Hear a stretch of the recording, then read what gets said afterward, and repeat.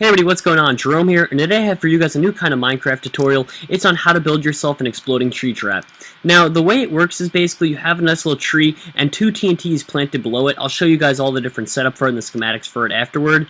But let me show you guys what ends up happening. So if a person comes over here to cut down the tree, they walk in as if nothing's wrong. You know, okay, great, I'm going to cut the tree. When they break that, it ends up falling onto the pressure pad here, and the pressure pad ends up setting off the TNT that's all planted below it. And it kills you, basically. So it's a very simple trap, and it's a lot of fun to use, but not a lot of people expect it. That's the thing. So let me show you guys how I built that, and how it works, everything like that, and what materials you're going to need.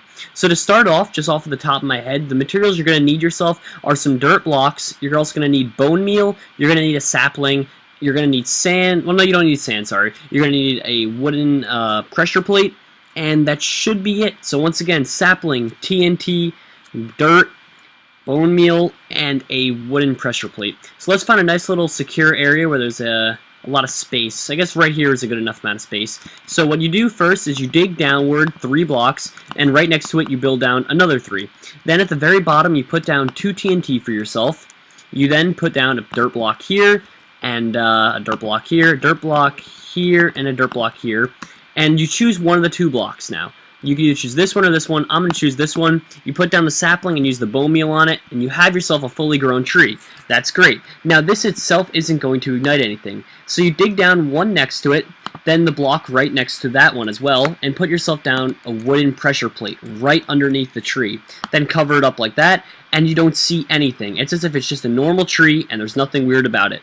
Now, one thing to help make sure that the trap actually ignites, you want to have a little bit of a backboard, I call it, just kind of like in basketball. Because what ends up happening is when you break one of the logs, it usually hits the wall, like it usually goes outside of the area and doesn't fall on the pressure plate. But if you have a back wall like this, you can use any kind of object. I choose dirt or grass blocks just because it looks more realistic in a forest setting. And you can just kind of make it look as realistic as you want, just like that. Doesn't look like anything's weird about it at all. And when someone comes along to hit that, what ends up happening is it'll bounce off that backboard straight down into the pressure plate. And while they're still cutting down the tree, all of a sudden the ground below them will explode and they'll die not even knowing what hit them.